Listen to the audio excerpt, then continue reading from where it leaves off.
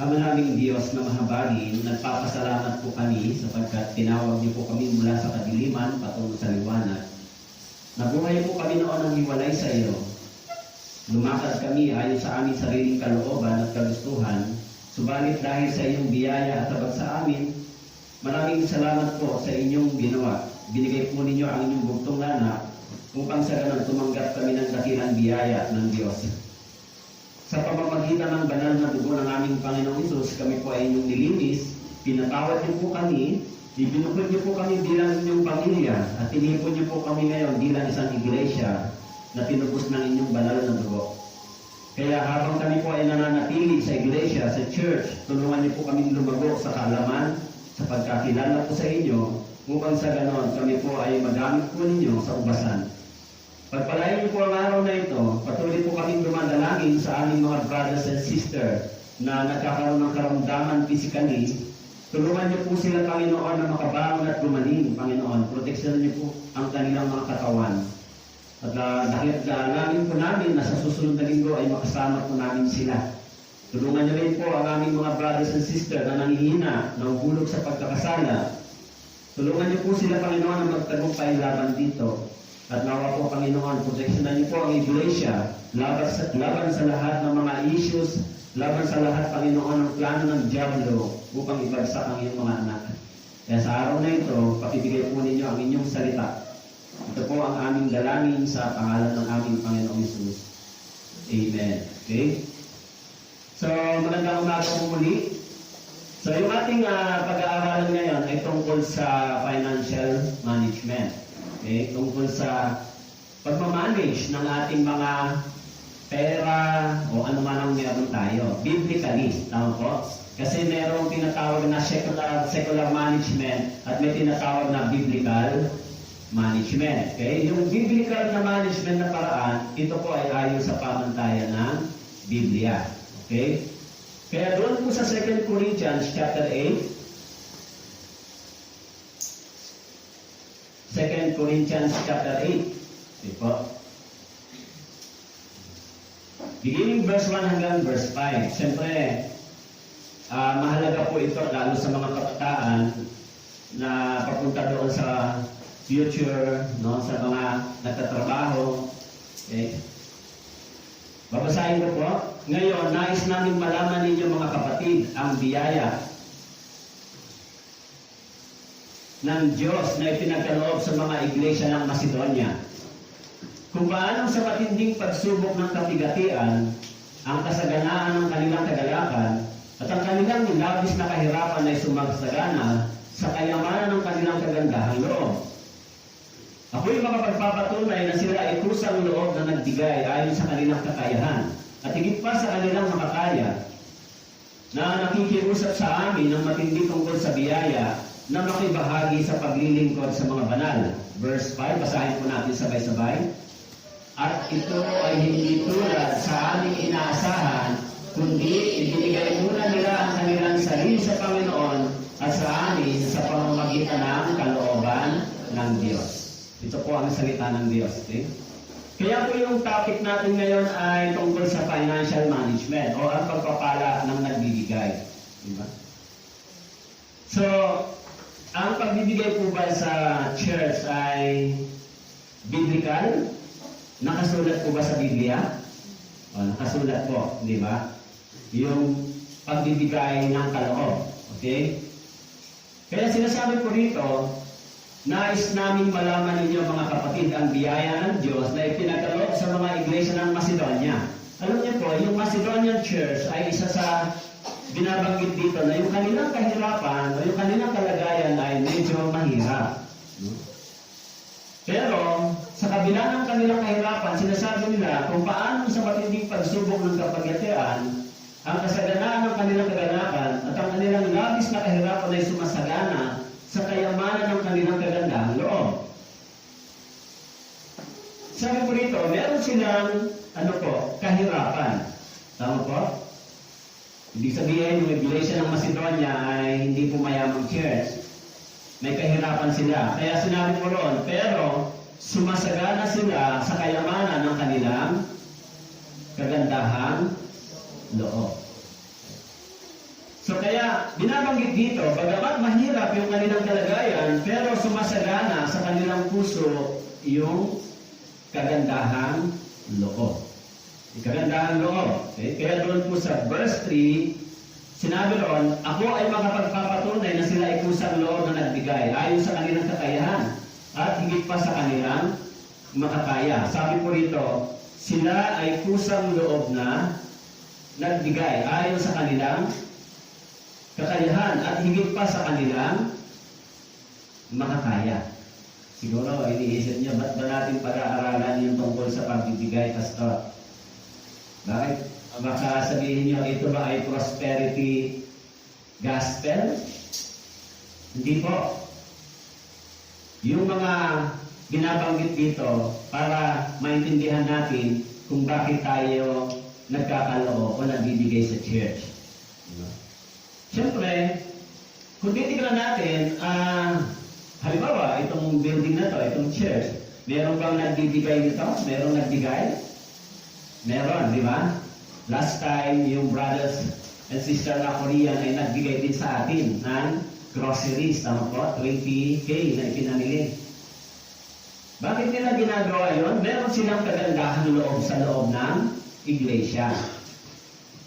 Pero, hindi ba dapat yan matutunan natin? Hindi ba dapat matutunan din natin yung ganitong gawain? Dapat matutunan din natin yung ganitong gawain. Tama po? Kasi alam natin sa Biblia na sino po ang pinagpapala ng Diyos. Sinasabi, it is more blessed to give than to receive. Yun yung biblical na pattern. Tama po? Pero yung teaching na yan, yung pagtuturo yan, hindi mo para sa mga taong hindi ligtas. Yung ganito pong approach na pagtuturo ay para lang kanino? Para lang sa mga taong anak ng Diyos at ligtas. Naintindihan niyo po? Bakit po? Yung lahat ng ating paghihirap, katulad po ng Macedonian Church, bakit meron silang puso? Kasi ligtas sila. Ito po ay sa loob ng iglesia, sa church. Kaya sabi nila, nakikiusap sa amin ang matindi tungkol sa biyaya na makibahagi sa paglilingkod sa mga banal. At ito ay hindi tulad sa aming inaasahan, kundi ibinigay muna nila ang kanilang sarili sa Panginoon. Kapag sinabi natin ibinigay mo nila ang kanilang sarili sa Panginoon, madali mo ba magbigay ng sarili sa Diyos? Madali mo ba sa inyo ibigay ang sarili sa Diyos? Alam niyo po, pag sinabi niyo pong ibinigay ko ang sarili ko sa Panginoon, hindi na mahirap yung pag-church, di ba? Hindi mahirap yung pagsasacrifice sa loob ng church. Tama po? Hindi mahirap magbigay ng anumang bagay sa church kung ibinigay ko ang sarili ko sa Diyos. Kasi pag sinabing sarili, ang ibig sabihin, lahat ng lakas ko, talino ko, anumang meron ako ay galing sa Diyos. Kaya, yan ay ibinabalik ko lang sa Diyos. Kaya po sinabi diyan, kung hindi kayang ibigay ang sarili, hindi rin kayang ibigay ang anumang meron tayo. Kasi mas mahalaga yung sarili kaysa material na bagay. Ano ba ang mas mahalaga? Yung sarili o yung pera? Siguro parehas lang yan, Pastor. Pero, yung sarili natin, ang ibig sabihin, pwede tayo magbigay nang hindi natin binibigay yung sarili natin. Hindi ba? O yan, bahala na kayo dyan. Basta, panalangin na lang ako. Basta ako, tinatanggap pa ng Diyos yan. Actually, sa biblical pattern, no, ay mas tinitignan ng Diyos yung obedience ng isang Kristiyano kaysa kanyang ibinibigay. Hello, naintindihan niyo po? Mahalaga yung kondisyon ng puso at obedience sa Panginoon. Okay? Kaya sabi dyan, binigay muna nila ang kanilang sarili. Yung kanilang sarili at sa amin sa pamamagitan ng kalooban ng Diyos. Okay? Kaya doon sa loob ng church, meron tayong tatlong ginagawa, di ba? Yung tithes, offerings, and pledges. Meron mo bang ganito sa loob ng church? Siguro yung iba hindi pa alam ito. Di ba? Kaya itong portion na ito ay magkakaiba. Tama po? Magkakaiba ba sila? Magkakaiba. Okay? Kaya doon sa 2 Corinthians chapter 9 verse 6, sinabi ni Pablo, at ito ang ibig kong sabihin, ang naghahasik ng bahagya ay mag-aani rin ng bahagya. At ang naghahasik ng sagana ay mag-aani rin ng sagana. Ano po ang meron dito? Yung sukatan, tama po? This is principles or the law of the harvest. Sabi dito, ang naghahasik ng bahagya ay mag-aani rin ng bahagya. Ang naghahasik ng sagana ay mag-aari rin ng sagana. Actually, pagdating sa farmer, yung approach na ito ay napaka-generous. Halimbawa, isang buto lang ang itinanim ninyo, ilang bunga ang ibinibigay sa atin. Hindi ba? Tama po? Isang buto ng palay, pero ang ibinibigay na bunga ay more than doon sa itinanim natin. Pag ginamit natin ito sa principles ng farmer, sa agriculture, naintindihan niyo po?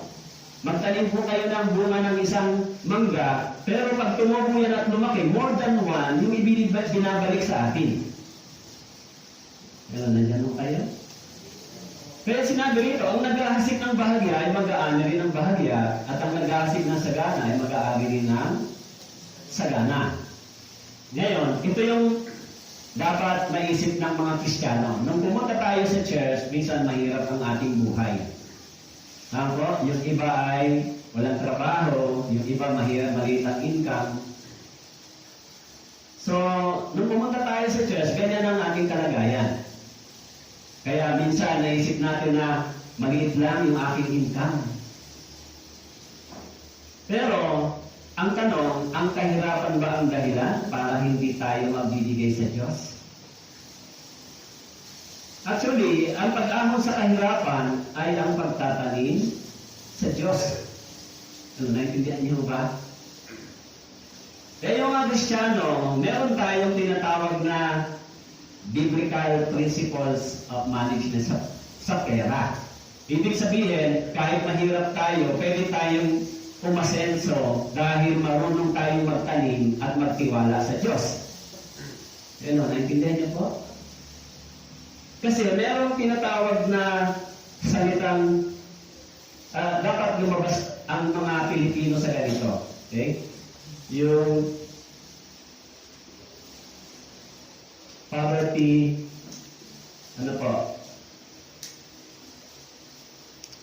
minded. Poverty. Tama po? Kasi, ang nakatanim sa akin, kasi mahirap lang ako ganito lang. Alam niyo po, magko-complicated dyan sa pananampalataya niyo, di ba? Parang ganito.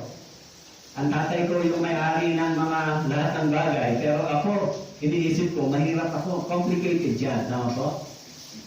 Sino pong tatay niyo sa langit? Tatay natin sa langit, di ba?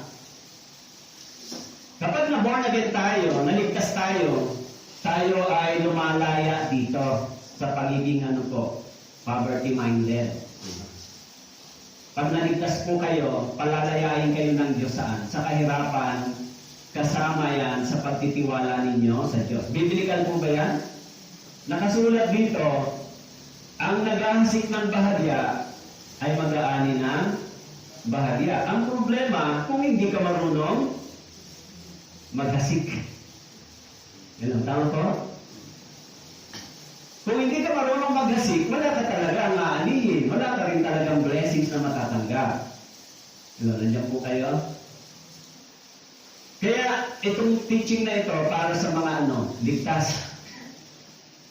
Kaya yung ibinigay na prinsipyo o pamantayan ng Diyos para tayo mapagpala, yung paghahasik ay depende sa laki ng ating pananampalataya sa Diyos.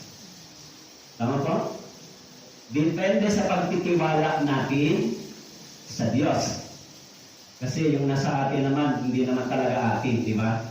Sabi ng Biblia, ang lahat ng nasa atin ay pahiram lang ng Diyos. Tama po? Yung buhay nyo, pag-aari nyo ba? Kaya sabi minsan ng iba, buhay ko to, huwag mo pakialaman. Hindi, pahiram lang sa'yo ng Diyos yan. Di ba? Hindi mo pag-aari ang buhay mo kasi anytime pwedeng bawiin ng Diyos. So, kung yung buhay ay pag-aari ng Diyos, di mas lalo yung anumang bagay na meron tayo, ibinibigay ng Diyos sa atin. So, para maka-acquire tayo ng wealth, binigyan tayo ng ability. Tama po? Pangalawa, binigyan tayo ng strength. Tama po?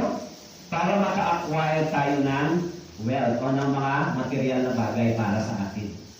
Para maka-acquire tayo ng wealth, binibigyan tayo ng Diyos ng mga tao na pwede nating maging access para tayo magkaroon ng wealth.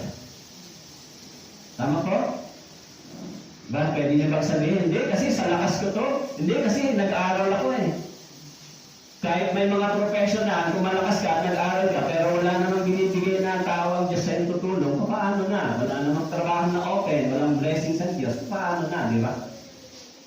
So lahat ng bagay na meron tayo ay galing sa Diyos. That is the faith of the Christian believer or born again believer.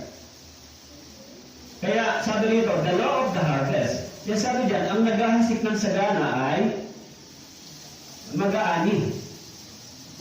Sa tingin niyo po, pinagpala lang ba tayo ng Diyos sa spiritual? Sa spiritual lang ba tayo pinasasagana ng Diyos? Puro spiritual lang ba? Hindi. Kung kayo po ay pinagpala sa spiritual, yan po ay nakukuha ninyo kung kayo ay masipag. Masipag saan? Sa pakikinig, pagbabasa, pagsasaliksik ng Biblia, nakukuha natin yung pagpapalang spiritual. Tama po? Dahil yung pagpapalang spiritual, ibinigay ng Diyos sa atin, yung memory verse kanina, hindi ba? Paano naman sa material na bagay? Ngayon, ang material na bagay, hindi po basihan na magtrabaho kayo ng 24 hours para dumami at masensa kayo, hindi po. Yung material na bagay, ang sabi dito, kung tayo ay naghahasik sa Panginoon, i-increase niya yung ating wealth. Alam nyo, iniisip ko kanina minsan, sabi ko, medyo may konting loose o may konting fault sa prayer siguro ng mga Kristiyano. Siguro, ang inihingi lang nila ay para lang sa kanilang pagkain. Tama po? Panginoon, bigyan mo kami ng pagkain. Pero baka hindi nila hinihingi, bigyan mo kami ng wealth para makatulong kami sa iba o sa church. Ma-extend namin yung aming material na bagay para sa pagtulong naman sa mga pangangailangan ng church o sa brothers and sisters. Baka yung prayer lang natin ay para lang sa ating kailangan, di ba? Kung ganon, ay minsan mahirap na panalangin yon, di ba? Kaya sabi po rito, yung naghahasik ng marami ay mag-aani ng marami. So sabi po rito, 2 Corinthians chapter 9 verse 7, ang bawat isa ay magbigay ayon sa ipinasya ng kanyang puso, hindi mabigat sa kalooban o dala ng pangangailangan, sapagkat iniibig ng Diyos ang nagbibigay ng masaya. Ang bawat isa, this is the joyful heart. The joyful heart much important than the amount. Tama po?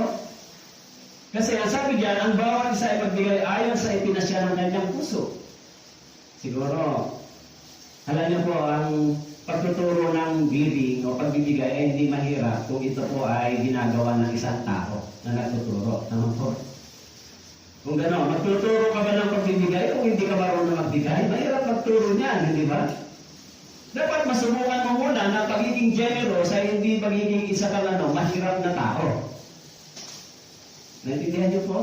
Pagiging generous sa Panginoon. Sabi nga, ang pagbibigay sa Diyos ay parang pagpapautang sa Panginoon. So, pero depende yun sa Depende yan sa iyong pananampalataya sa Diyos. Alam niyo naman sa Biblia, di ba? Si Job. Noong una yung buhay ni Job, isa sa pinakamayaman, ma-influensyang tao, nasa kanya yung lahat. Ginagalang, kinikilala sa kanilang bayan, pero sinubok siya ng Diyos, inalis lahat ng kanyang kayamanan, namatay yung kanyang mga nagkaroon siya ng karamdaman, hinamak siya ng mga tao na sa paligid niya na dati niyang tinutulungan, pero dumating yung panahon na si Job ay nagsisi sa harapan ng Diyos. Na-realize niya na mas matalino ang Diyos kaysa kanya. Kaya yung kanyang kayamanan, 10 times ibinalik ng Panginoon after that. 10 times. More than doon sa nawala sa kanya. Kaya sabi ko dito, ang bawat isa ay magbigay ayon sa ipinasya ng kanyang puso. Alam niyo po, halimbawa, itong joyful heart. Di ba? Nasubukan niyo na ba maging masaya? Maging masaya na nagbibigay? Nasubukan niyo na? Pagka nagbigay po kayong masaya, may naaalala po kayo na amount? Nasubukan niyo na ba na dahil sa sobrang saya ninyo, na ibigay niyo na yung lahat ng meron kayo? Nasubukan niyo na ba yan? Alam niyo po, may mga tao na nangyari sa kanila yan. Sa sobrang saya nila, naibigay nila yung lahat ng nasa kanila. Pagkagising ng kanilang isip, wala na sa kamay nila. Sa sobrang nilang saya. Tama po? Kaya pag masaya tayo, hindi natin naaalala yung amount tsaka yung value. Pag tayo ay nagbibigay. Pero naintindihan niyo po? Pag masaya po yung puso na nagkakaloob, hindi natin naaalala yung amount tsaka yung value ng ating binibigay. Kailan natin maaalala? Pagkatapos na. Wala na sa kamay. Diba? Kaya sabi ko dyan, magbigay ayon sa ipinasya ng kanyang puso. Hindi mabigat sa kalooban o dala ng pangailangan sapagkat iniibig ng Diyos ang nagbibigay na masaya. Iniibig ng Diyos. Ang tanong, nangihingi ba ang Diyos sa atin? Alam niyo po ba kung bakit dapat nating matutunan yung ganitong klase ng prinsipyo pagdating sa material na bagay? Para tayo makaahon sa kahirapan. Naintindihan niyo po? Hindi ko para kayo magkulang hindi ko para magkulang ang anumang meron kayo. Kasi, binabanggit naman sa Biblia, doon sa Kawikaan, chapter 11, Kawikaan, chapter 11,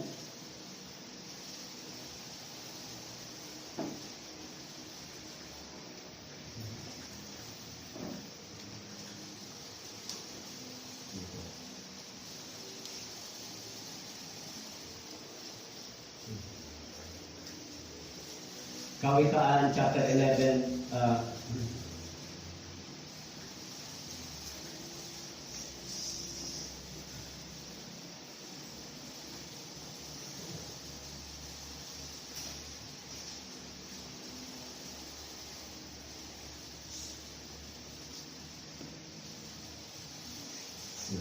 Kawikaan, chapter 11, verse 24 hanggang 25.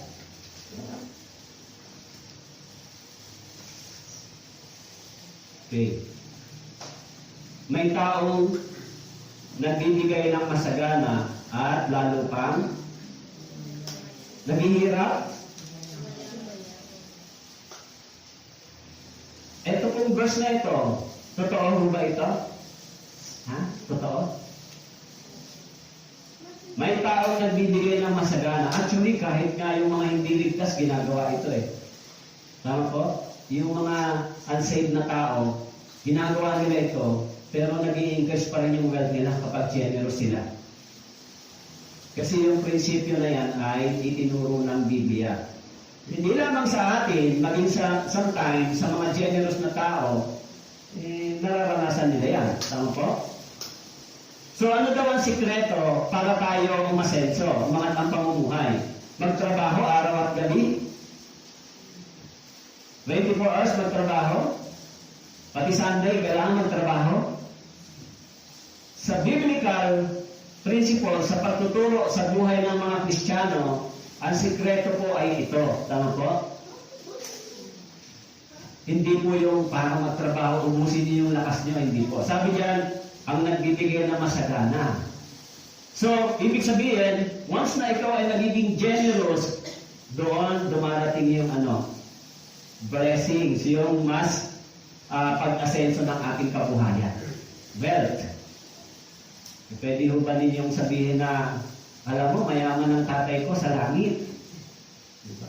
Puro praise the Lord. Pero hindi nila natutunan ito sa buhay Kristiyano. So talagang kahit mayaman ang tatay natin sa langit, kahit na Kristiyano na tayo, pero magiging salat tayo sa material na bagay dahil hindi natin natutunan yung itinuturo ng prinsipyo ng Biblia para umangat sa kahirapan. Naintindihan niyo po? Yung paglaya ng tao sa poverty, sa kahirapan, ay hindi po sa pamamagitan ng pagdami ng trabaho. Because sometimes, yung iba, nangyayari sa kanila dahil masipag sila, matyaga sila, nagtatagumpay sila sa material na bagay, pero ang pinag-uusapan doon, at the end, masaya ba sila? Kahit marami na silang pera, meron na silang naipon ng mga wealth dito sa mundo, nagiging masaya ba ang puso nila? Marami silang kahit marami na silang wealth, marami pa rin silang alalahanin. Ano po? Kaya yung mga Kristiyano, ay dapat matutunan ito. Kaya sabi diyan, ang taong mapagbigay ay hindi po maghihirap. Tama po? Baka kasi minsan ang pinaniniwalaan lang ng mga Kristiyano dito yung teaching lang ng kaligtasan. Pero pagdating sa ganitong bagay, hindi nila yan natututunan. Dapat, ito po ba ay part ng obedience? Part ng obedience ito? Opo, part ng obedience natin yan sa Panginoon. Kaya yung ating blessings, materially, nakadepende sa ating gagawin, sa ating pananampalataya. Hindi mo nakadepende doon sa wala tayong gagawin. Yung kaligtasan natin, libre. Tama ko? Walang bayad.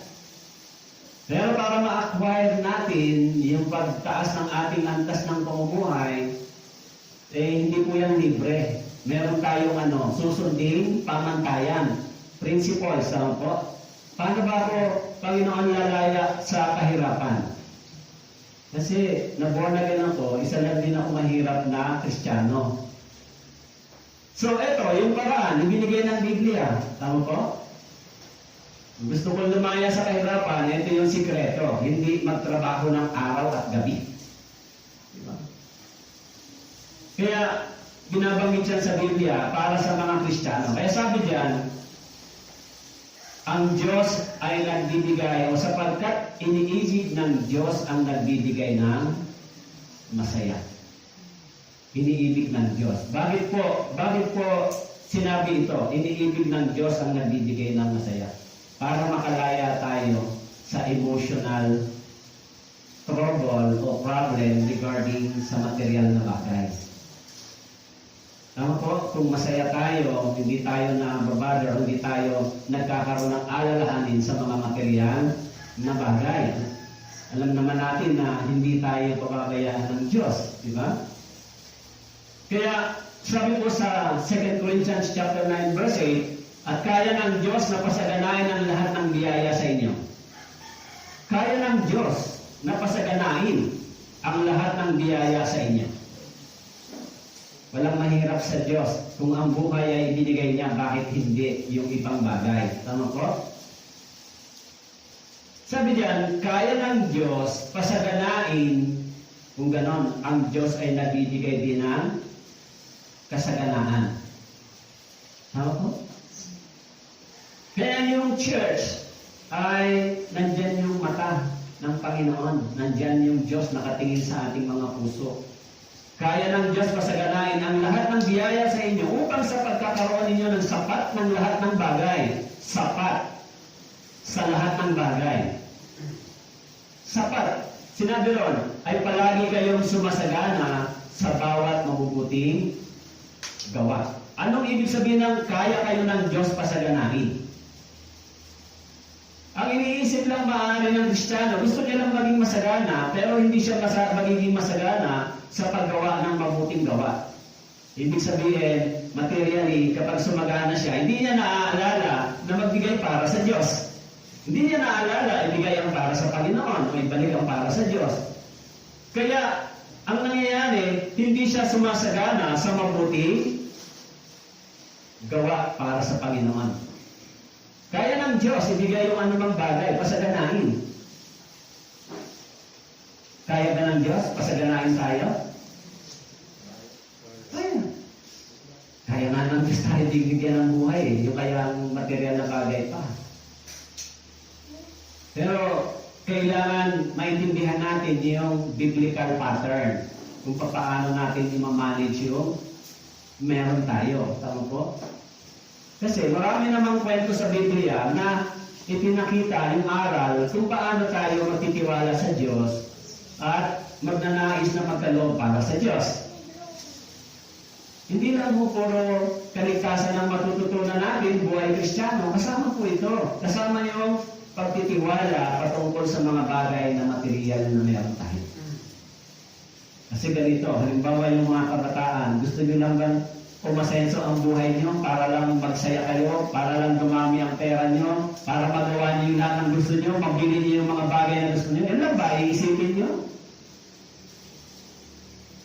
So, hindi kayo magiging masaya sa ganon, di ba?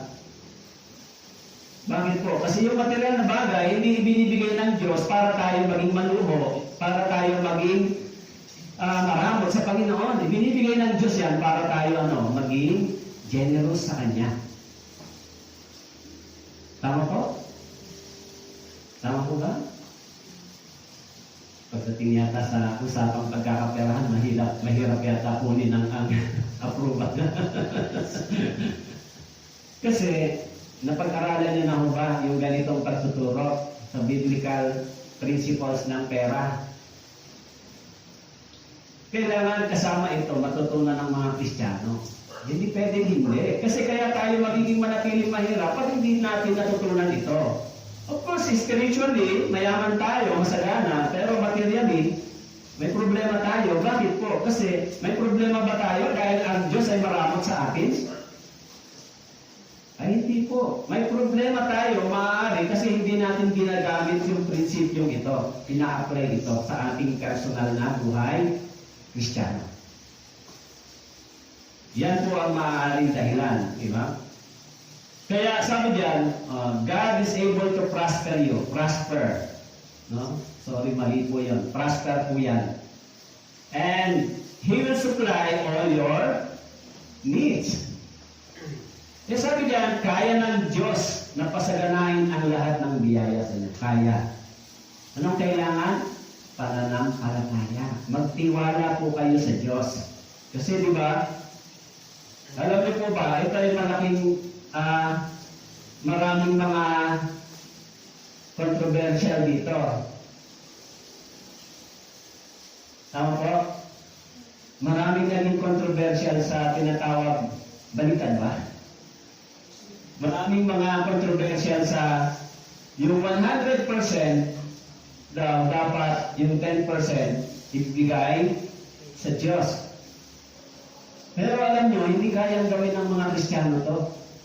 Bakit po? Kasi yan ay based on the law. Kapag sinunod nyo ito, dapat sundin nyo lahat ng mga law sa loob ng Biblia. Hindi lang ito. Tama po?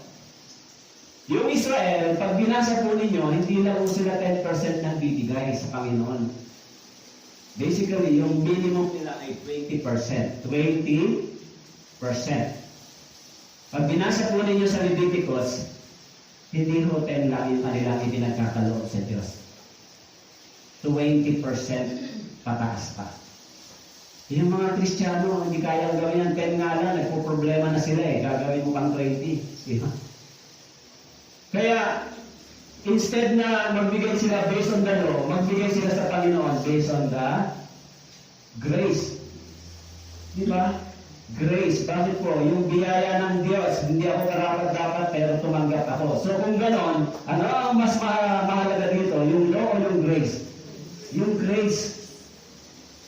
Kaya kung meron man ako, iniisip ko, hindi sapat yung binibigay ko sa Diyos kasi yung tinanggap ko, hindi ako karapat-dapat. Tama po? Sapat ba? Kahit magbigay tayo ng 100%, hindi yan sapat para palitan natin, suklian natin yung grace na tinanggap natin sa Diyos. Yung sinabi diyan, God is able to prosper you. He will supply all your needs. And He will give you to do the service for His church. Bibigyan niya tayo ng kakayahan. Di ba? Bakit po? Kasi kung hindi tayo bigyan ng Diyos ng kakayahan, hindi natin magagawa. Akala niyo ba ang pagpapastor ay nagpapastor sa sariling lakas at kaalaman? Ay pag ganun po ang kaisipan ng pastor, pabagsak na siya, pabulusok na siya sa bitag ng dyablo. Pag sinabi ng pastor, kasi ako marami akong alam, nag-aral ako sa ganito. Pag sinabi ng pastor na ako ang may gawa niyan, ako dahil sa akin, pabagsak na siya sa bitag ng dyablo. Pahulog na siya. Kasi yung church mismo ang Diyos ang siyang nangangalaga. Hindi po yung pastor. Yung church mismo ay ang Diyos ang nagpo-protect. Tama po? Siyempre yung pastor nangangalaga at nagtuturo, pero in the limitation. Kaya, yung church o yung lakas natin na meron tayo, diba? Minsan nga, yung mga tao, marami man silang pera, pero inuubos lang nila sa ospital. Tama po?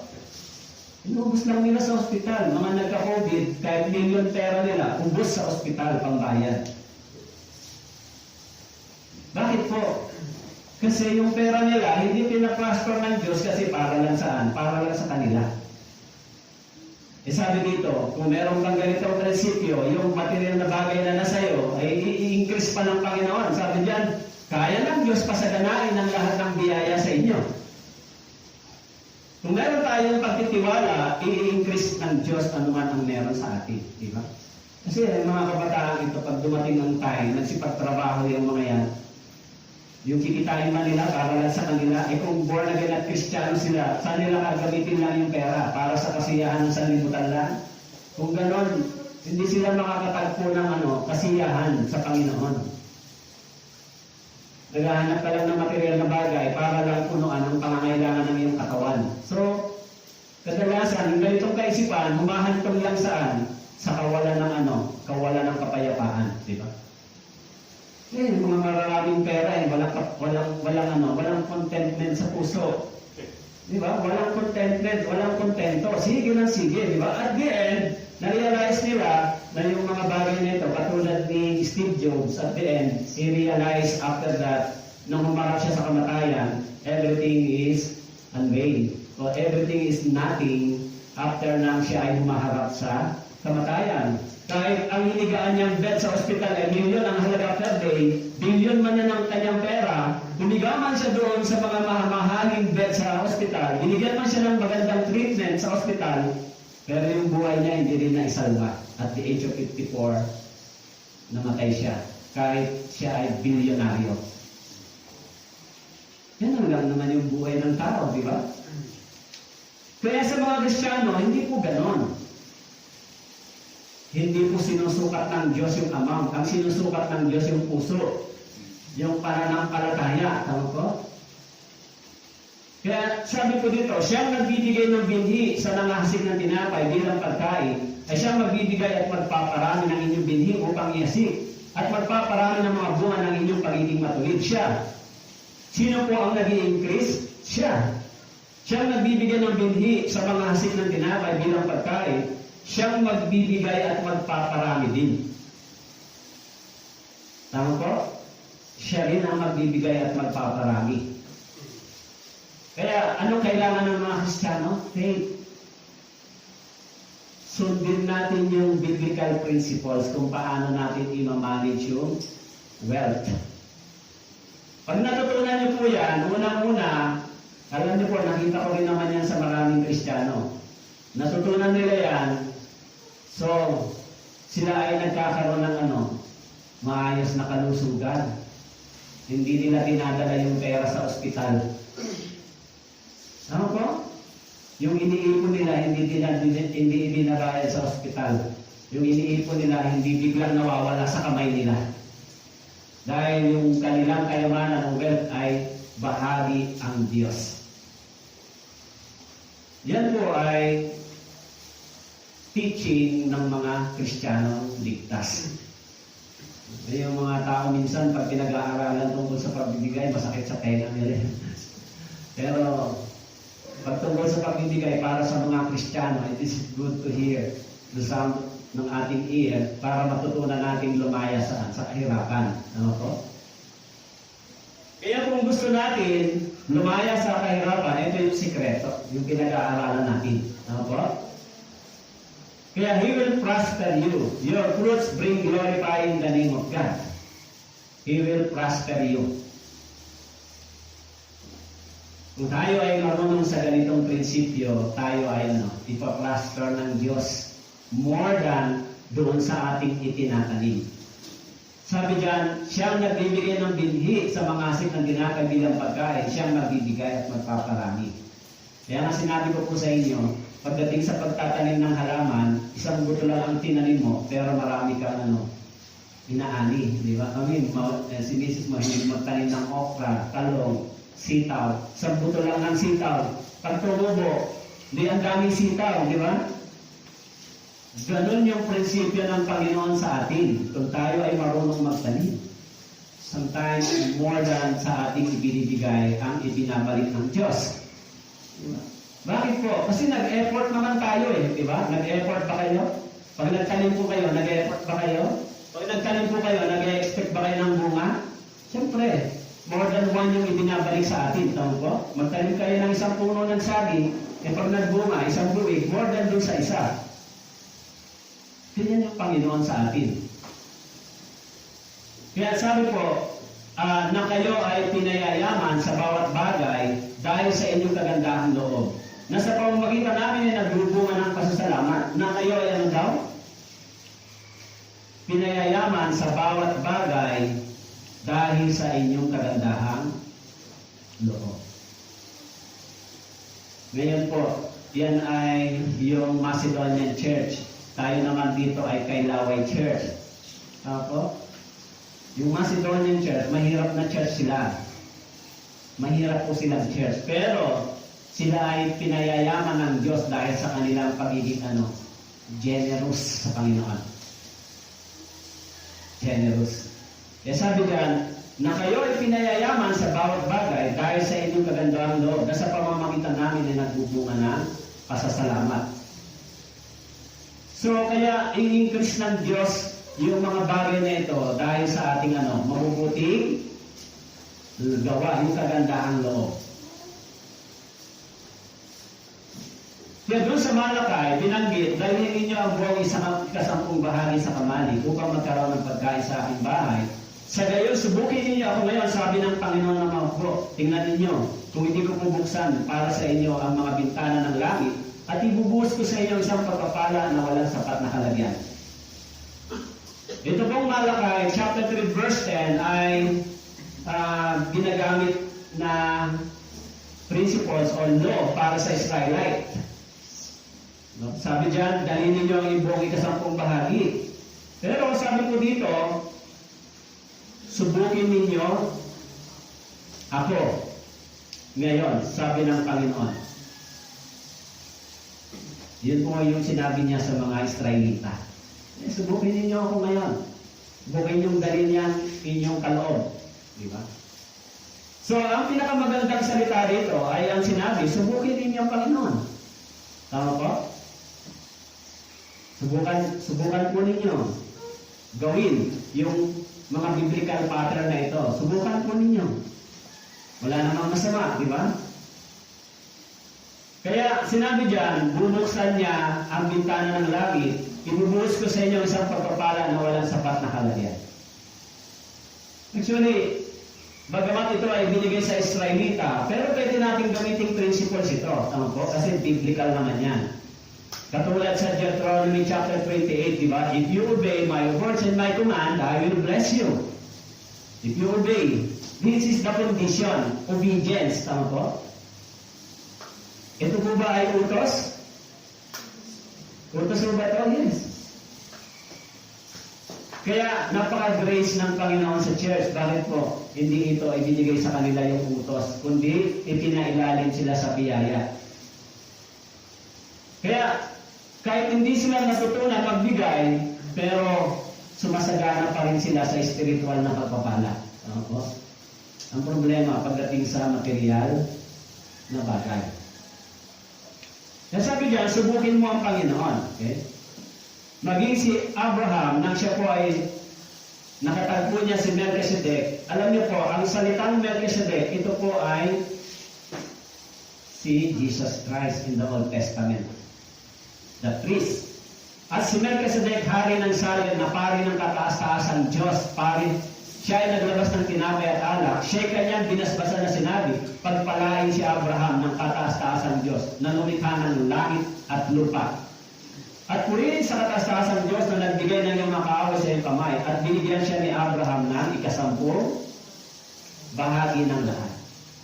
In the Old Testament, pinapractice po nila yan. Pero, pag binasa po ninyo doon sa history ng Israel, no, yung kanilang practice ay not only in the 10%, but more than. No? Yan yung kanilang, kasi, kung mababasa po ninyo, ibinibigay nila yan sa mga Levites. Kasi yung mga Levita, sa 12 tribes, sila lang po yung walang parte na mana. Sa panahon ni Josue, nang ibinamahagi na yung mga mana ng lupa, ang walang minanang lupa ay ang Levites. Kaya, yung buong lupain na minana ng 11 tribes, ibinigay nila yung ikasampung bahagi sa mga Levita. Yung nila ibinigay, kasi walang mana. Kasi yung mga Levita, sila po ay hindi pinagtatrabaho, kundi sila ay nagsisilbi sa loob ng templo. Yung gawain nila ay magsilbi sa loob ng templo ng Panginoon. Kaya yung pangangailangan nila ay ibinibigay ng 11 tribes. Yung ikasampung bahagi ibinigay sa kanila, binibigay. Kaya dinadala nila yung kanilang offering. At ito namang mga Levita, sila naman yung nagpe-perform sa tinatawag na religious rites nila, religious perform. Kaya sila yung mga ginagamit ng Diyos, nangangaral, sila yung nagdadala ng kaloob sa Panginoon, sila yung pumapasok doon sa loob ng kabanal-banalan, sa templo, sila ang may gawain na gano'n. Kaya hindi sila nagtatrabaho sila sa ubasan ng Panginoon. Kaya yan yung sinabi ng Panginoon sa kanila. Kaya doon po sa Old Testament, sabi po rito, sa mga anak ni Levi, narito aking ibinibigay ang lahat ng ikasampung bahagi sa Israel bilang mana sa anak ni Levi. Naganti sa kanilang paglilingkod na kanilang ipinaglingkod sa makatwid ay sa paglilingkod sa todang tipanan. Kasi hindi sila binigyan ng kaparte nung nasakop na nila yung lupain ng Kanaan. Kasi sila ay naglilingkod sa todang tipanan, sa templo. Sapagkat ang ikapo ng mga anak ni Israel na kanilang inandog bilang handog sa Panginoon ay aking ibinigay sa mga Levita bilang mana. Kaya yung parte ng mga Israelita, 11 tribes, yung ikasampung bahagi ay ibinigay sa mga Levita bilang mana para sa kanila kasi wala silang parte. Kaya yung mga priest, wala silang trabaho kundi mag-perform sa loob ng templo, sa gawain ng Panginoon. Okay? Kaya aking sinabi sa kanila, sa gitna ng mga anak ni Israel, hindi sila magkakaroon ng mana. Kundi yung ikasampung bahagi, binibigay ito sa kanila. Okay? Dinadala nila yun sa templo. At nagsalita ang Panginoon kay Moses na sinasabi, bukod dito, sabihin mo sa mga Levita, pagkuha ninyo sa mga anak ni Israel ng ikasampung bahagi, na aking ibinigay sa inyo, mula sa kanila bilang inyong mana, ay inyong iahandog bilang handog na ibinigay sa Panginoon. Ang ikasampung bahagi ng ikasampung bahagi. Tignan po ninyo, magiging mga Levita, meron din silang 10% na ibinibigay sa Diyos. Kaya, yung mga Israelita, 11 tribes, tumanggap sila ng mana, yung ikasampung bahagi, binigay nila sa mga Levites. At yung mga Levites naman, yung ikasampung bahagi ng ikasampung bahagi na tinanggap nila, ibinigay din naman nila sa Panginoon. Naintindihan niyo po dito? Yan po yung ginagawang practice sa Israel. Okay? Kaya, para magkaroon ng maayos na paano ba i-dispose yung wealth. Okay? Maging si Jacob, sabi nito, si Jacob ay nagpanata na sinasabi, kung makakasama ko ang Diyos at ako'y ingatan sa daan ito. Na aking nilalakaran, ako'y bibigyan niya ng tinapay na makakain at damit na may susuot. Ako'y magkakabalik na payapa sa bahay ng aking ama. Kung gayon, ang Panginoon ang magiging aking Diyos. Ang batong ito na aking itinaw bilang bantayog ay magiging bahay ng Diyos at lahat ng ibibigay mo sa akin ay ibibigay ko ang ikasampung bahagi sa iyo. Yan yung panata ni Jacob sa Panginoon. Kaya meron tayong common na connection spiritually sa pananampalataya ng mga Israelita, lalo na kay Abraham. Tama po? Si Abraham ay descendant niya si Abraham ang pinanggalingan ng mga Israel ay kay Abraham physically. Pero tayo, spiritually, may connection tayo sa pananampalataya ni Abraham. Bakit po? Sinabi sa Biblia in Galatians chapter 3 verse 8, kung paanong si Abraham ay pinawansala ng Diyos sa pamamagitan ng pananampalataya, tayo rin ay pinawalang sala ng Diyos sa pamamagitan din ng pananampalataya. Kaya from the Old Testament to the New Testament, people is from faith to faith. Nakasulat sa Hebrews chapter 11, yung pananampalataya ng mga tao sa lumang tipan. Hello, nabasa niyo po? Kaya yung pananampalataya ng mga Kristiyano at pananampalataya natin ay from faith to faith. Pananampalataya ng mga tao sa lumang tipan na naligtas. Di ba? Si Abraham, sumampalataya sa Diyos. Ako rin sumampalataya sa Diyos. Yung gawa ni Kristo ay gawa ng Diyos. Doon ako sumampalataya. Tama po? Yung creation, yung gawa ng Diyos sa pamamagitan ni Abraham ay gawa ng Diyos. It is the same. Kaya, si Jacob, nangako siya sa Diyos na ibibigay ko ang ikasampung bahagi. Okay? Kaya doon po sa lumang tipan, yung offering nila, dinadala po, ginagamit sa tabernacle. Kumuha kayo sa inyo ng isang handog para sa Panginoon. Sino mang may mapagbigay na puso ay magdala ng handog sa Panginoon? Ginto, pilak at tanso. Sila dumating ang lahat ng taong napukaw ang kalooban, lahat ng pinakilos na kanyang espiritu, at nagdala ng handog sa Panginoon upang gamitin sa todang tipanan at para sa lahat ng naglilingkod doon, para sa mga banal na kasuotan. Pagkatapos ay nagalak ang bayan, sapagat ang mga ito ay kusang loob na maghandog, sapagat sila ay dalisay na puso, kusang naghandog sa Panginoon, at si Haring David ay labis na nagalak. Okay, ito po, sa panahon ito, nang itatayo nila, alin po? Sa panahon na yan, sisimulan nilang itayo ang ano ba itatayo nila? Tabernacle. Tama po? Yung tabernacle, anong itatayo nila? Saan ang galing yung kanilang gagamitin? Sa mga Israelita. Tama po? Israelita. Sumunod ang tabernacle, ano po yung itinayo nila? Yung templo. Tama po? Ano pong templo? Sa panahon ni Haring Solomon, yung templo itinayo. Saan galing yung itinayo ng templo? Sing. Tama po? Hindi galing sa mga hintil, galing sa mga Israelita.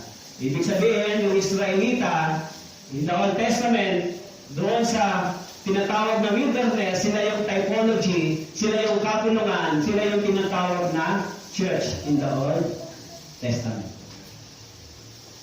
Ilan na niyo po kayo? Kasi kailangan malinaw yung ganitong konsepto. Tama po sa inyo. Kaya sinabi ko dito, kumuha kayo ng isang handog para sa Panginoon. Sino mang may nagbibigay na puso magdala. Ang sabi ko dito ay sapagkat sila ay may dalisay na puso na pusang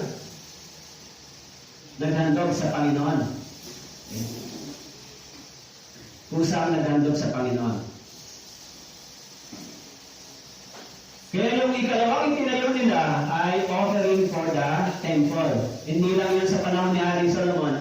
Even after the fall of Jerusalem temple, yung restoration sa panahon ni Nehemiah. Sa panahon ni Nehemiah, after 70 years ng kanilang pagkawasa, nung na-restore yung templo sa panahon ni Nehemiah, ni Ezra, ni Haggai, sinimulan nilang itayo yung templo. Alam niyo ba kung sinong hari? No? Isang haring hintil yung ginamit ng Panginoon para simulan yung pagtatayo ng templo. Nakasulat po sa Isaiah. Okay? Kaya, minsan, may isang kwento akong narinig, no? Sabi nung, para magising mo kayo. Sabi po nung isang nagtitiwala sa Diyos, Panginoon, bigyan mo naman ako ng pangangailangan, nahihirapan ako. Narinig siya ng isang atheist. Yung salitang atheist ay hindi siya naniniwala sa Diyos. Ang ginawa ng atheist, narinig niya yung sinasabi niya, bumili siya ng mga pagkain, pera, binabigyan niya. Yung taong yan na sinabi niya, sabihin mo, Diablo ang nagbigay niyan, hindi ang Diyos. Sabi nung nagbigay, sabi, maraming salamat. Sabi niya, sinong nagbigay nito? Sabi niya, Diablo. Sabi nung tumanggap, thank you very much, Lord. Even the devil nag-obey sa'yo para matugunan yung aming mga pangangailangan. Pwede ba? Pwedeng mangyari? Maging yung Diablo ay pwedeng sumunod sa Diyos para ibigay yung ating pangangailangan. Kaya naniwala siyang, okay, sa Diablo ba yan? Sumunod yung Diablo sa Diyos kung gano'n. Pwede po? Yes. Dahil nakalagay sa Bible, ang Diablo ang nagko-control sa kayamanan ng sanlibutan ito. Nasa Matthew chapter 4. Anong sinabi niya? Kung luluod ka lang sa akin, sasamba ka sa akin, ibibigay ko sa iyo lahat ng kayamanan ito. Sabi niya kay Jesus Christ. It means nasa ilalim niya yung pamamahala ng mga bagay na yan. Kasi sinabi niya, ibibigay ko sa iyo. In Matthew chapter 4, yung temptation kay Jesus Christ. Nakita niyo po? Nabasa niyo? Kaya walang problema kung dumating ang ganong bagay, nanalangin naman tayo ng tama kung tama ang puso natin sa Panginoon. Sa Awit chapter 50 verse 10, sapagkat sa bawat hayop sa gubat ay akin, ang hayop sa libong mga burol. Nakikilala ko ang lahat ng mga ibon sa mga bundok at ang lahat ng mga gumagala sa parang ay akin. Kung ako'y buton, sa iyo ay hindi ko sasabihin sapagkat ang sanlibutan at ang lahat ng narito ay akin. Kaya tingnan po natin yung talatang ito. Sapagkat bawat hayop sa gubat ay akin. Ang hayop sa libong mga burol ay akin. Alam niyo ba ang mga hayop ay kayamanan? It is a wealth. Tama po? Kapag binenta mo yan, magkakapera ka. Nakikilala ko ang mga ibon sa mga bundok at ang lahat ng mga gumagala sa parang ay akin. Kung ako buton sa iyo ay hindi ko sasabihin sapagkat ang sanlibutan at ang lahat ng narito ay akin. I'm sorry Lord, wala kaming pag-aari talaga. Kahit na ano. Naging yung sanlibutan ay pag-aari ng Diyos. Naintindihan niyo po? Kaya yung mga Kristiyano, kung tayo po ay matututo sa pananampalatayang ito, maniwala po kayo sa salita ng Diyos, ipapraster kayo ng Diyos, kung ganito kayo maniniwala at mga hawakan dito. Kasi naniwala kayo, naligtas na kayo, di ba? Pinaniwalaan nyo na kayo ay tinatawad na, tama po? Naligtas naman kayo.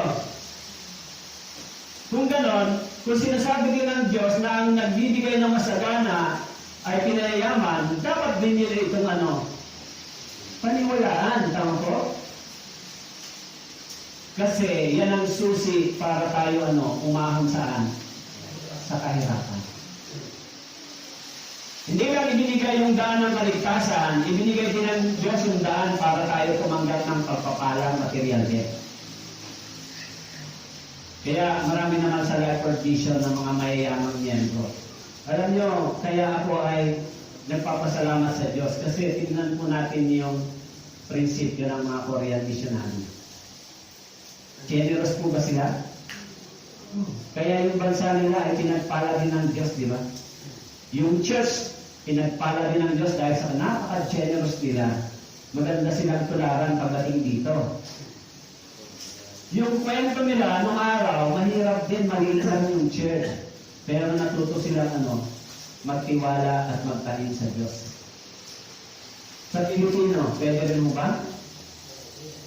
Pwede rin ba sa Pilipino? Kapag hindi niyo po natutunan yan, hindi nga ako kayo makakaahon sa kahirapan. Kaya lagi kayo umiiyak sa Panginoon. Yung buhay Kristiyano nyo, lagi na lang Panginoon, wala kaming ganito. Panginoon, hindi na kayo nakapag-extend ng mabuting gawa. Hindi na kayo nakapag-extend ng mga bagay para sa church, para sa iba. Kasi lagi na lang kayo nakaisip na para sa akin na lang. Kaya minsan, complicated yung sinasabi. Alam mo, ang tatay ko sa langit, mayaman. Siya may-ari ng lahat ng bagay. Totoo naman yan, di ba? Nakalagay dito. Ang sanlibutan at ang lahat ng narito ay akin, sabi ng Diyos. Kaya isang anak ng hari na naghihirap, walang makain. Bakit po? Dahil mahirap ba yung hari? Hindi po. Dahil saan? Dahil sa kulang ang pananampalataya. Kaya sabi po dito sa Jeremiah chapter 27 verse 5 and 6, ako ang gumawa ng lupa, pati ng tao at hayop na nasa ibabaw ng lupa, sa pamamagitan ng aking dakilang kapangyarihan at nakaunat na bisig. Ibinibigay ko ito sa kaninumang marapatin ko. Ngayon, ibinibigay ko ang lahat ng lupain ito sa kamay ni Nebuchadnezzar, ang hari ng Babylonia na aking lingkod. Ibinigay ko rin sa kanya mga hayop sa parang upang maglingkod sa kanya. Alam niyo po, si Haring Nebuchadnezzar ay wicked king. Pero ibinigay sa kanya ng Diyos yung pamamahala. O paano naman yung mga Kristiyano? Kung tutuusin, sabi niya, ako ang gumawa ng lupa, pati ng hayop, tao at hayop na nasa ibabaw ng lupa. Kaya hindi na ako pwede ngayon sabihin, nanay at tatay ko, diyan ako galing. Hindi. Nanay at tatay mo rin galing sa Diyos. Ngayon, mga brothers and sisters, ito yung biblical na principles para sa financial management, hindi ba? Paano ba ako magkakapera, lalaya? Huwag nyo lang isipin para sa inyong sarili. Kasi pag ganun ang iniisip ninyo, ang sabi ng Biblia doon, nananalangin kayo, hihingi kayo para lang sa inyo, sariling kagustuhan at sariling kailangan. Di ba? Nakasulat po sa James yung prayer na yan. Di ba? Hindi tayo tumatanggap kasi yung prayer natin ay para lang sa atin. Hindi para sa iba. Kaya sabi ko rito, Deuteronomy 8:7, huwag mong sabihin sa iyong puso, ang aking kapangyarihan at ang lakas ng aking kamay, ang siyang nagbigay sa akin ng kayamanan ito. Huwag mong sabihin sa iyong puso. Sabi ng Panginoon, huwag mong sabihin sa iyong puso, ang aking kapangyarihan at lakas ng aking kamay, ang siyang nagbigay sa akin ito. Yung kayamanan ito, sabi ng Diyos, huwag mong sabihin sa iyo na yung mga bagay na meron ka ay dahil sa iyong kamay. Kundi galing sa Diyos. Kundi alalahanin mo ang Panginoon mong Diyos sapagkat siya ang nagbigay sa iyo ng kapangyarihan upang magkaroon ka ng kayamanan, upang kanyang papagtibay ng kanyang tipan sa kanyang pinangako sa iyong mga ninuno. Kaya po, yung mga lupain na meron, yung mga taong may mga lupain, sabi sa Biblia, doon sa Awit chapter 49, pag may lupa po kayo, basahin niyo po nandoon. Sinabi doon, yung mga lupang ito, ipinapangalan ng tao sa kanilang pangalan, yun naman ay sabi sa Panginoon. Ibig sabihin, ipinapahiram sa kanila. Pagkatapos nilang ilagay sa pangalan nila, iiwanan naman nila yung lupa. 6 feet below the ground lang yung kailangan. Hindi naman talaga hektarya kailangan, di ba? Ilang sukat lang. Maliit lang yung kailangan para sa ating bibigan. Totoo po yan. Kung meron tayong kaisipan ng in the future, dadating ang panahon, ganyan naman yung nangyayari, di ba? Kaya ayaw ng Diyos na tayo ay mahulog sa ganitong bagay. Di ba? Yung pag-ibig natin, mas malalim dito sa mga bagay na ito kay sa Diyos. Okay? Kaya po, si Jesus ba nagturo tungkol sa giving? Opo, sabi doon sa Luke chapter 6 verse 38, magbigay kayo at yun ay ibibigay sa inyo. Hustong takal, siniksik, dilig-dilig at umaakaw ang ilalagay nila sa inyong kandungan. Sapagkat sa panukat na inyong ipanukat, doon din kayo susukatin. Ano po ang sabi ni Jesus Christ? Magbigay kayo. Kaya, baka misinterpret niyo po ako bilang pastor. Hindi po ako nagtuturo ng giving para mapunta sa wallet ko yung sinasabi ko sa inyo. Hindi ako nagpapayamang pastor. Kasi, alam niyo naman na ang church may pangangailangan, hindi ho ba? Nakikita niyo naman yung church. Diba? Bukod sa tinutulungan tayo, dapat tayo rin ay maging aktibo at makiisa. Tama po? Pero, alam naman natin dito sa tinuturo ng Biblia, yan ang sikreto para saan? Pag-ahon sa kahirapan. Tama po? Kaya sinabi ni Jesus Christ, magbigay kayo. Okay? Kaya sabi niya, gustong takal, siniksik, nilignig, at umaapaw. Minsan, ito yung mga preaching ng mga Pentecostal. Di ba? Kaya kami noon, nataya kami yan. Pati yung pambili namin ng bigas na ibigay namin, bandang huli. Mga fake palang mga teaching. So, kaya, sabi diyan, totoo naman yan, principles ng Biblia. Okay? So, ano po yung simple offering? Sabi ko dito, kapag kayo mga eskriba, mga pariseo, mapagkunwari, sapagkat nag-iikap po kayo ng yerba buena, ng anis at ng kumino, inyong pinababayaan ang higit na mahalagang bagay ng kautusan, ang katarungan, ang habag, at ang pananampalataya. Subalit, dapat sana ninyong gawin ang mga ito nang hindi pinababayaan ng iba. Kaya may mga Kristiyano na, may mga tao na nagbibigay, sige, magbibigay na lang ako. Huwag na akong balahin pa.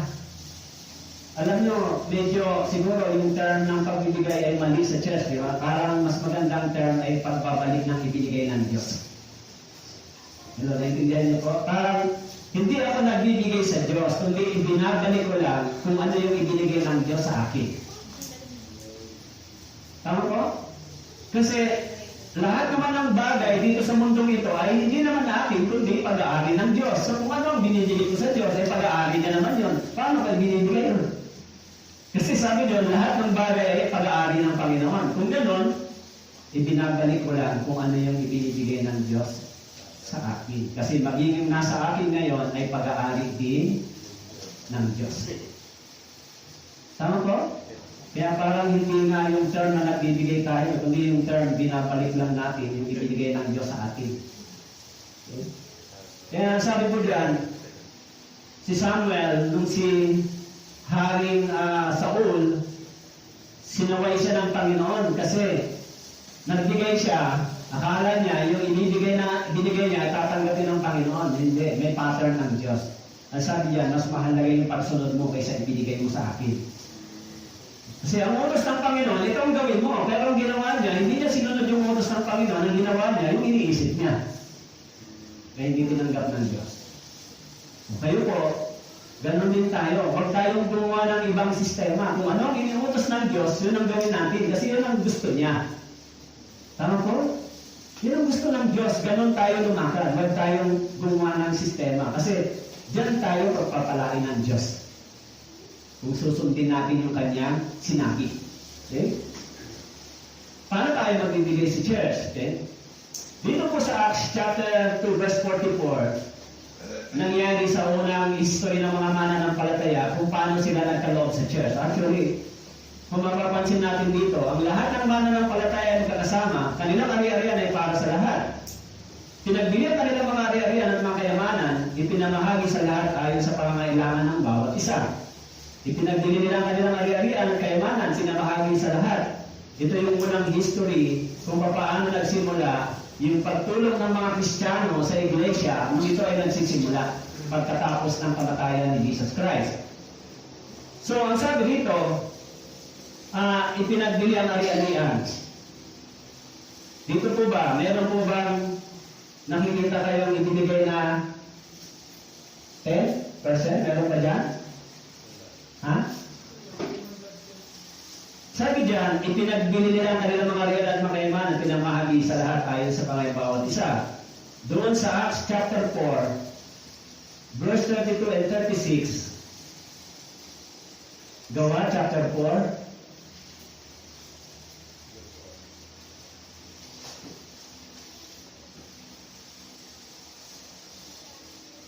verse 32 and 36. Ang buong bilang ng mga sumasampalataya ay may pagkakaisa sa puso at kaluluwa. Sino may walang nagsabing kanya ang anuman sa kanyang mga arian, kundi lahat nilang pag-aari para sa lahat. At pinatutuhanan ng mga apostol na may dakilang kapangyarihan ng pagkabuhay ng Panginoong Hesus.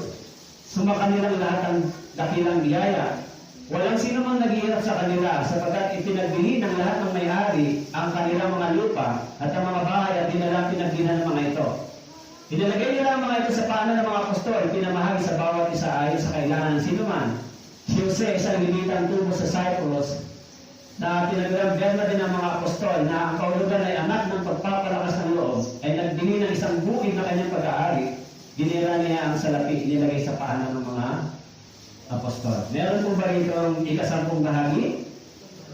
Ha? Actually, 100% yung kanilang giving. Tama po? 100%. Pero sa church ngayon, parehas lang yung church na yan, tsaka yung ngayon. Tama po?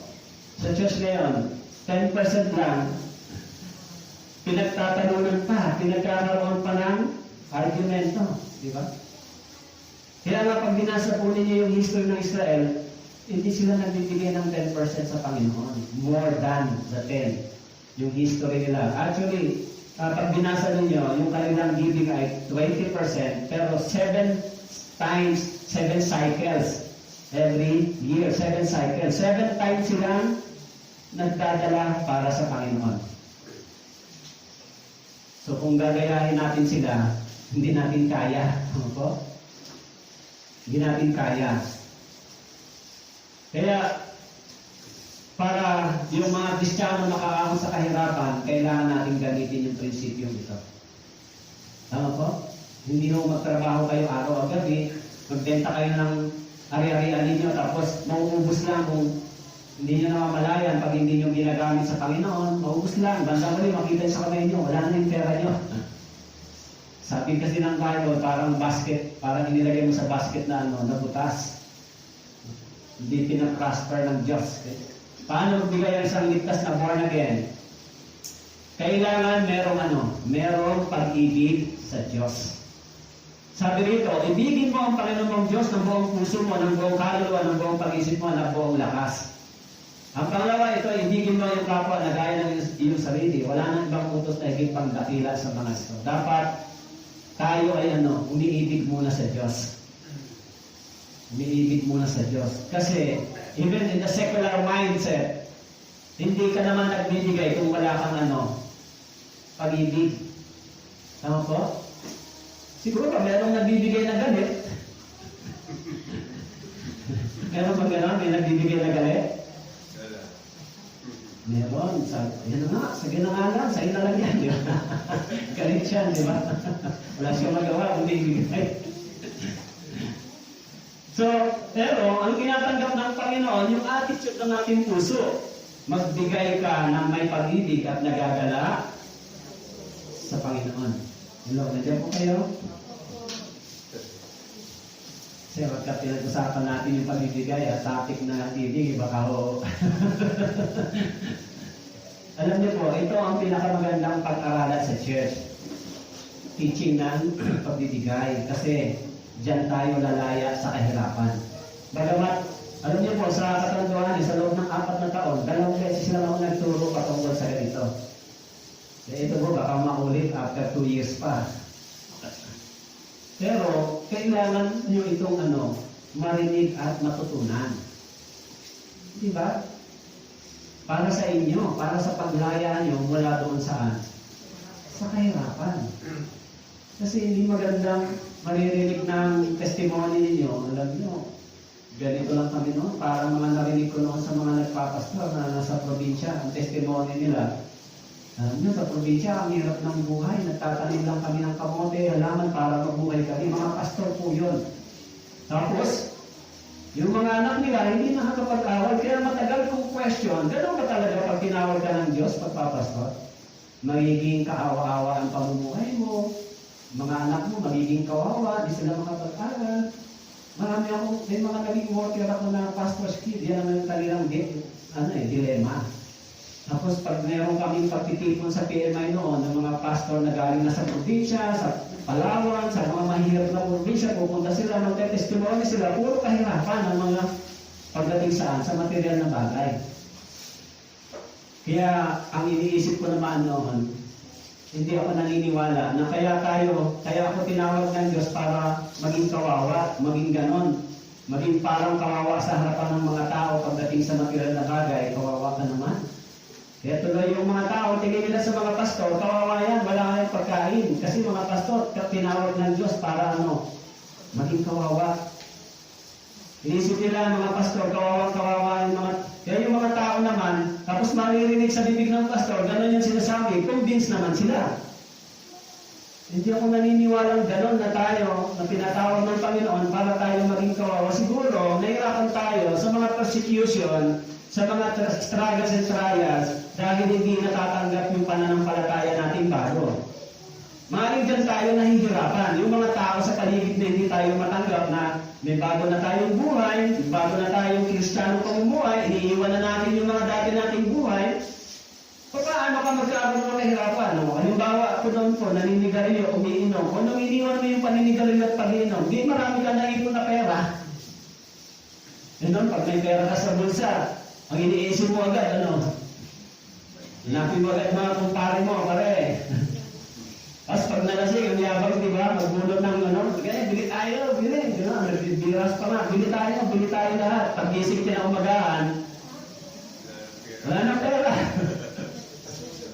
Pinagtrabahuan ng isang linggo, inubos lang ng isang gabi, o ilang oras lang.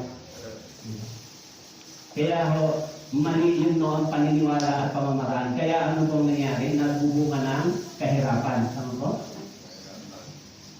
So ngayon, nung naging Kristiyano tayo, iba na po yung pamamaraan ngayon, prinsipyo.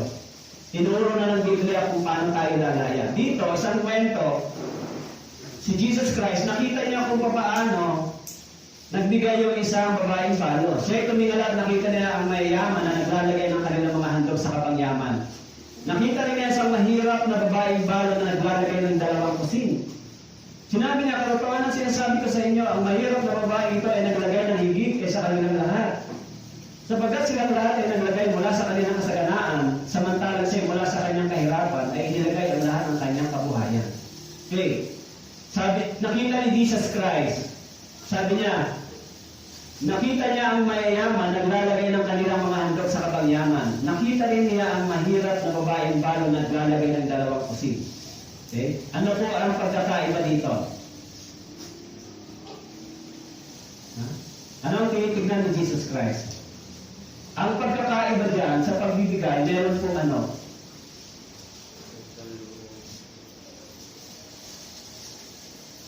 yung mga mayayaman, wala silang ganitong salita. No? Yung salita, ano po?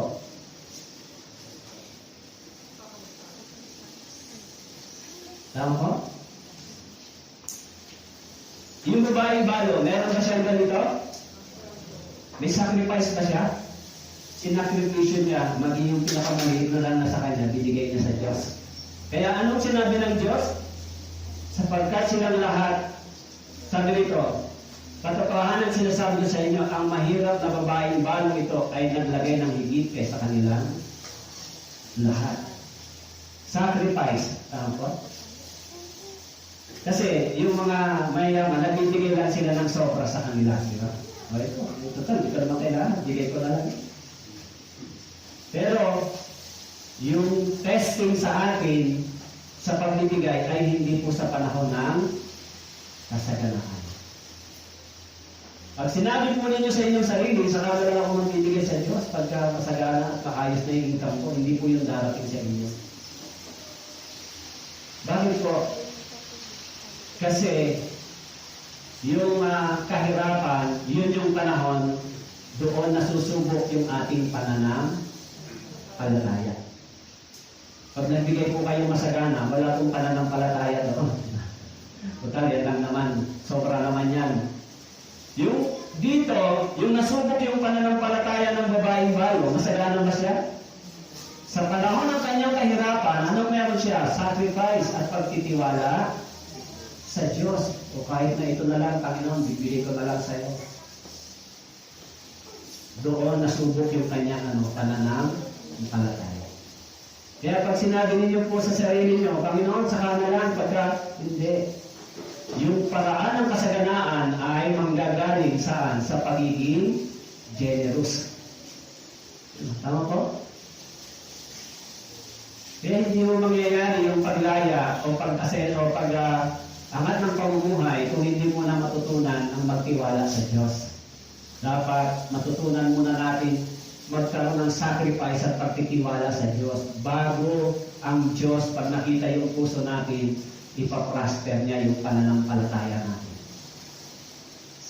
Kaya huwag mong sabihin, nasaka na lang, hindi. Dapat ngayon. Sa panahon ng kahirapan, dapat doon mas masaya tayo, mas matuto tayo magbigay at magtiwala sa Diyos. Ganyan yung pananampalataya ng mga Macedonian Church.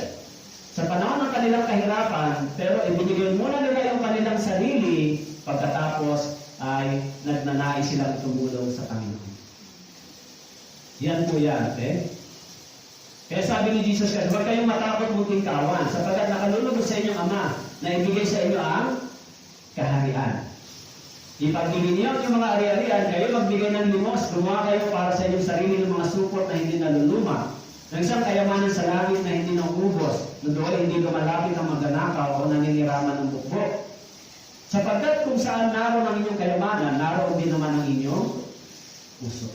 Kaya yung lalaking mayaman, sinabi ng Panginoon, ano pa ang kulang, Panginoon? Ibigay mo yung kayamanan mo sa mahihirap. At bumalik ka sa akin para tumanggap ka ng buhay na walang hanggan. Sabi niya, nalungkot yung lalaking mayaman. Umalis siya. Bakit po? Yung puso niya ay nandoon saan? Sa kayamanan. Wala sa Diyos. Okay? Huwag magpakapagod sa pagpapayaman, maging matalino ka na ang sarili mapigilan. Kapag nagpadako doon ang iyong paniningin, yun ay napaparang, sapagkat biglang nagkakapakpak ang kayamanan, lumilipad na gaya ng agila patungo sa kalangitan. Gayon nga ang nagtitipon ng kayamanan para sa kanyang sarili, subalit hindi mayaman sa Diyos. Eh, masama ba yung magtipon ng kayamanan? Hindi po.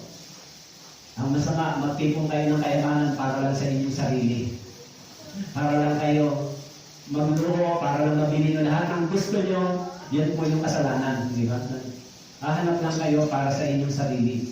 Kaya sabi ni Jesus Christ, huwag kayo magtipon ng kayamanan para lang sa inyong sarili. Magtipon din kayo ng kayamanan sa langit, di ba? Bumiburo kayo sa langit? Uuwi pa kayo sa langit? Magtipon din daw doon, sabi. Ang sinabi sa kanyang mga alagad, kaya sinasabi ko sa inyo, huwag kayong mabalisa sa inyong buhay. Kung anong inyong kakainin o sa inyong katawan, kung anong inyong susuot.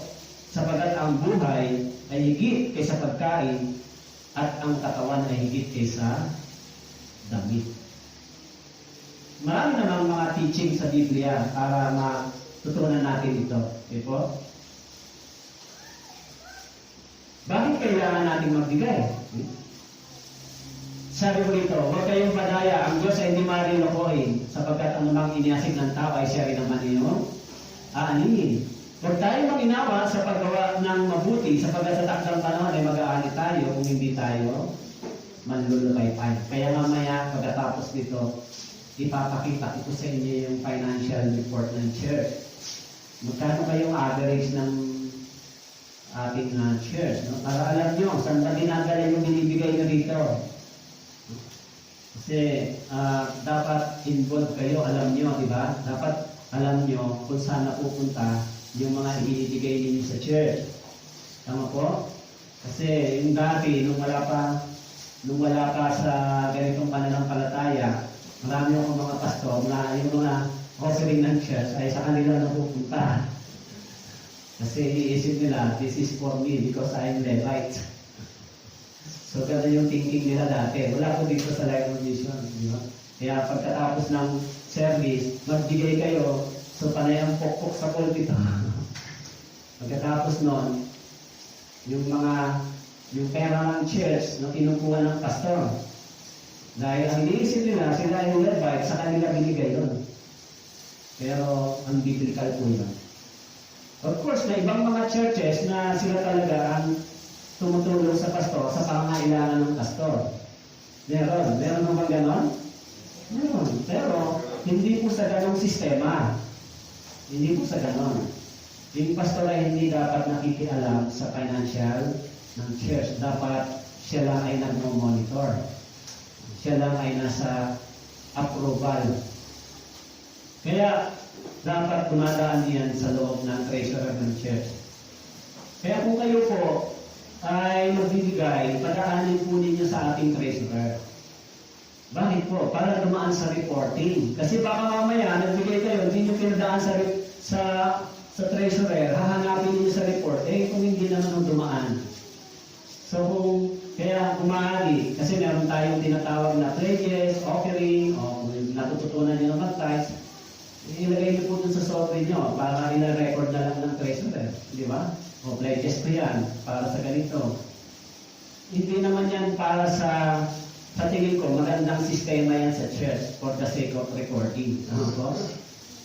Hindi man, kung gusto niyo naman i-announce dito, sabihin nyo lang sa akin at i-announce ko. Pero kung ayaw nyo naman, ay di huwag natin i-announce. Dito yung sa inyo, di ba? Kasi, minsan, pwede namang i-announce para tularan ng iba. Pero kung kayo naman ay huwag na pastor, hayaan mo na. O di lalabas naman yan sa report. Di ba? Bakit po? Kailangan natin yung ganitong sistema sa church. Transparent kung anong ginagawa natin dito sa church. Kasi kadalasan ang nagiging issue sa church, pera. Samantalang maliit lang naman ang pera sa church. Magkano lang naman yung pera? Tama po? Di naman malaki. Hindi nag-uusapan. Di naman million. Di naman 100,000 nagiging issue pa. Minsan hindi nagiging maganda. Tama po? Kaya dapat, para maging maayos yung sistema natin financial sa every year, no? Meron tayong reporting financial para sa lahat. Pero gagawa pa ako ng programa sa leadership na at least every 3 months merong reporting financial sa leaders. Pero ngayon, first time ko ito, kaya ipapakita ko sa inyo mamaya yung financial ninyo na tinake over ko galing kay Pastor Bert. Ano po? Baka akala nyo, tinake over ko 100,000.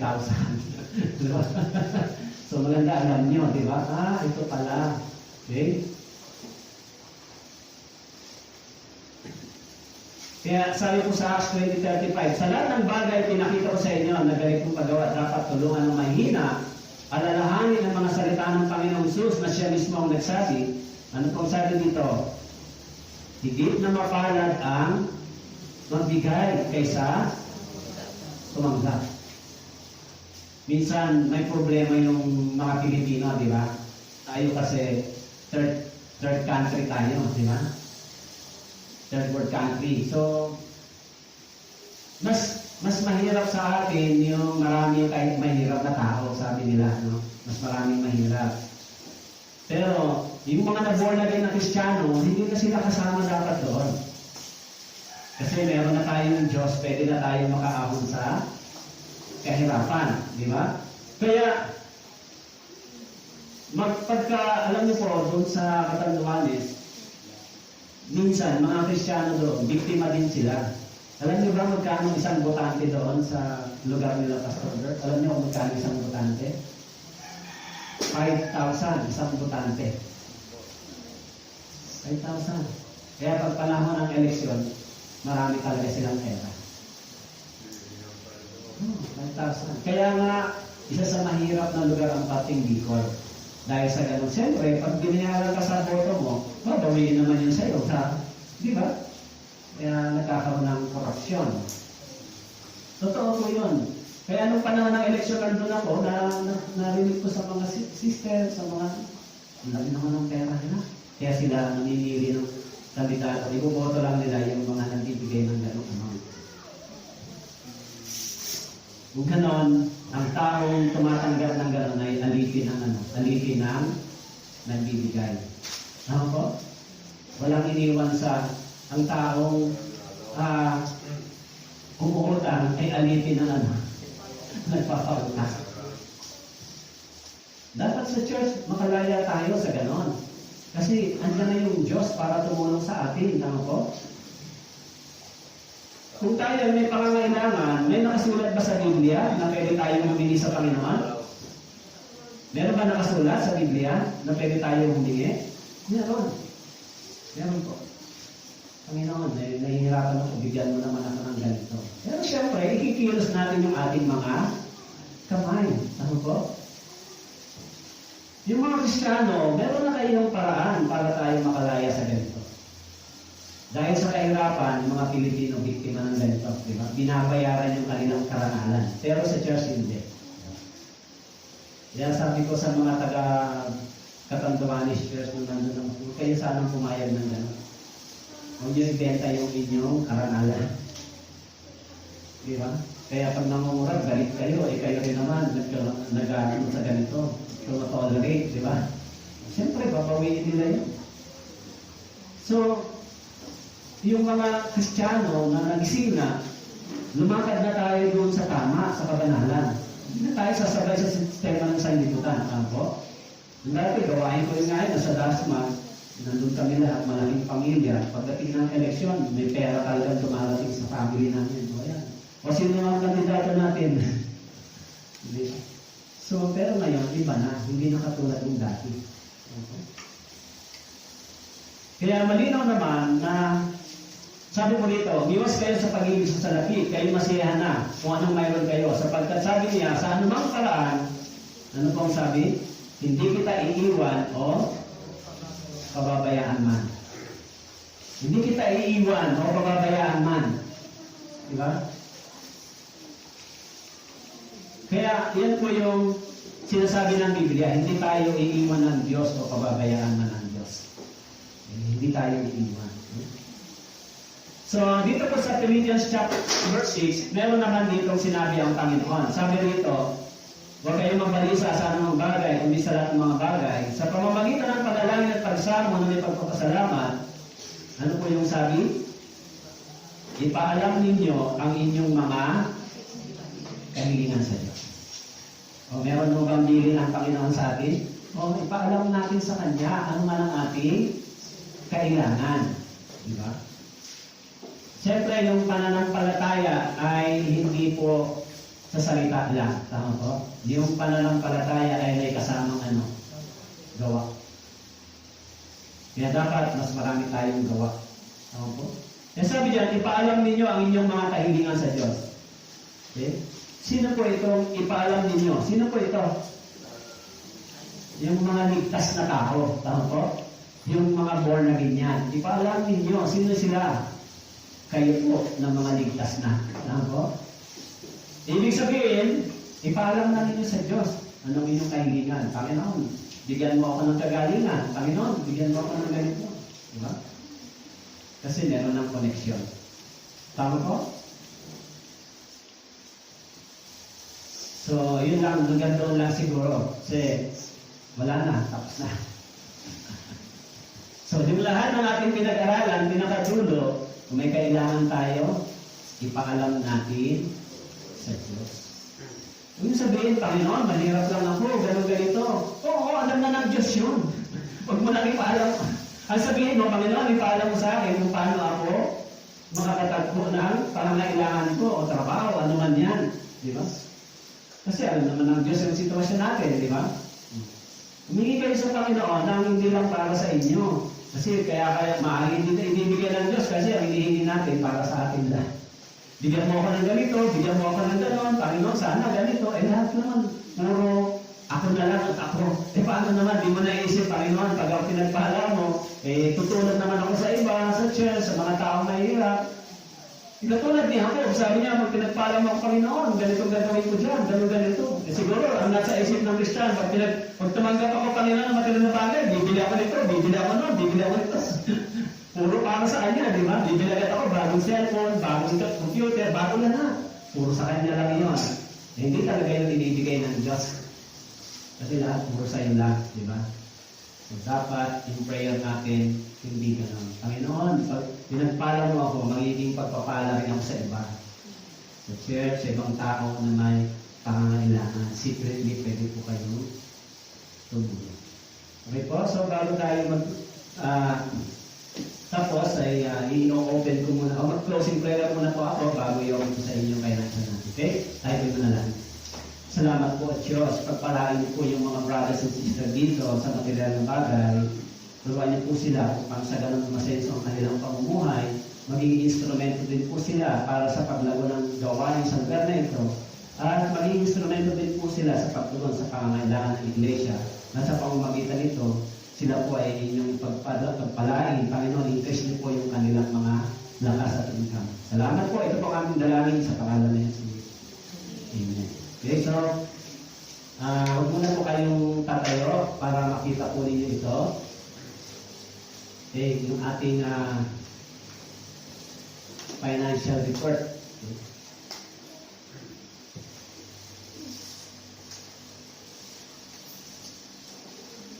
Malikit, ano? Sister Lori, pakikorek ako pag may mali ako dito. Kasi pag sa susunod, ikaw ang magre-report dito. Ako muna ngayon. Kasi yung treasurer talaga dapat mag-report nito. Doon sa katanduan is treasurer ang magre-report every year. E ngayon ako muna. Pagkatapos, susunod tuturuan na mag-report. Okay, so ito po.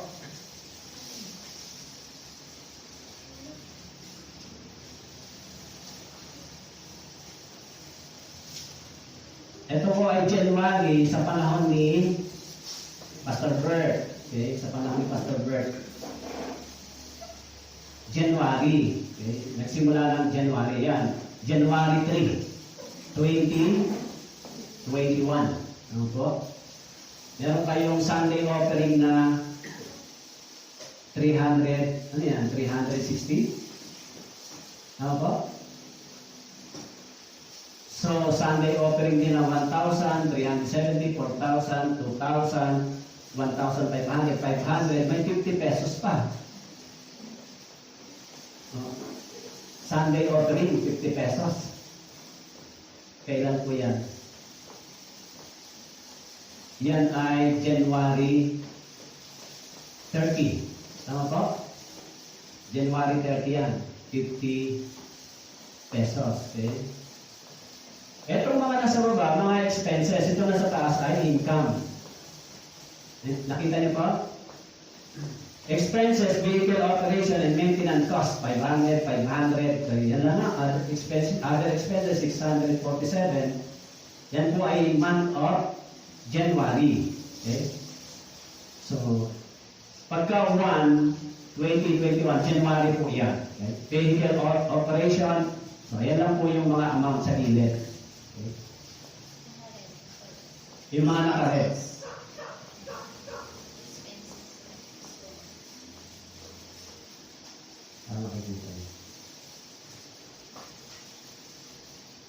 Kita niyo ba?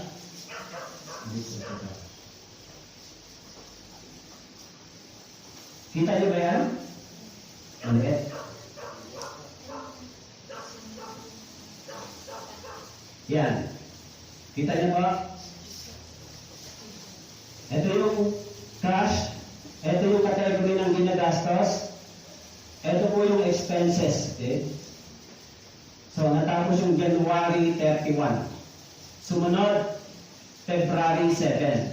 Sunday offering, 510, 800, okay? 190. Ito mga income po yan. Ito income. Ibig sabihin yan yung Sunday na mga income ninyo. Yung panahon na yan. Okay? Income. And then, Sunday offering, February 20, may income kayo ng Korean Church contribution na 4,000. Yan ang naka-record yan. And then, sa offering, other offering, meron kayo 1,000 or 2,000. Tapos may tithes na 1,500. February 28, meron kayong special offering na 4,500. Okay? Yan, yung mga income ninyo. Sunday offering, 500. Sumusunod naman dyan, ito naman yung mga expenses sa baba. Okay? Mga vehicle, poor vehicle maintenance, poor vehicle to eh. Tapos, expenses, house rental. Ito ay hindi naman po ito galing sa inyo. Galing naman yan sa Manila Central. Yung house rental. Hindi po yan galing sa church. Tama po? Yan yung house rental namin ay galing sa Manila Central Church. Okay. So, yan mga expenses po yan. Sunod-sunod. February 26, 22, 26 yan. Yan po yan. And then, sumunod, February, March 7. Sunday offering, 760, 200, may 60 pesos.